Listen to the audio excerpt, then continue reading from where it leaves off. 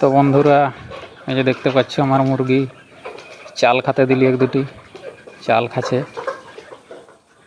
তো 100 পিস মুরগি চাষ করলে কত টাকা লাভ হয় আজকে বলে নিচ্ছি তোমাদেরকে। 100 পিস মুরগির দাম আমার 45 টাকা করে নিয়েছিল, 4500 টাকা।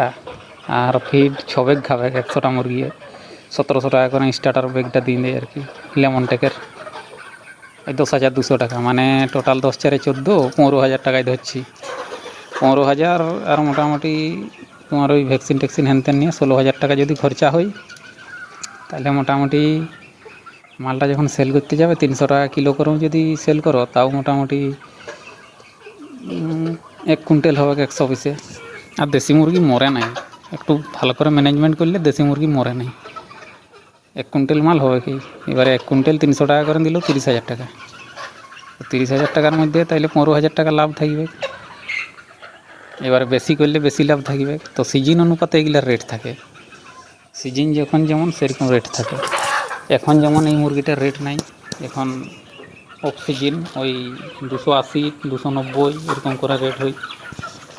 এগুলা মোটামুটি ফাল্গুন মাসের 15 থেকে চৈত বৈশাখ জ্যৈষ্ঠ পর্যন্ত রেট ভালোই থাকে, 350 400 টাকা করে রেট থাকে।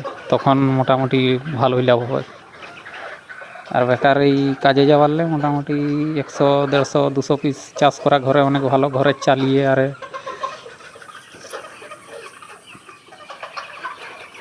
এই যে চাল খাতে দিনছি, চাল গিলে খাচ্ছে।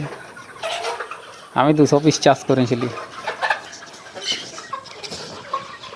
এই যে এই ধারও আছে, এরা খাওয়ার জন্য এই ধারকে আসতে খুঁজছে। নেট দিয়ে ঘেরে রাখে নিয়েছি 2টা পার্টিশন করে। তো মুরগিটা আমার 1 কিলোর কাছে হয়ে গেছে অলরেডি ওজনটা। ভাবছি কিছুদিনের মধ্যে সেল করে নেবো, দেখি আজকে যদি সেল করা যায় তো আজই করে নেবো।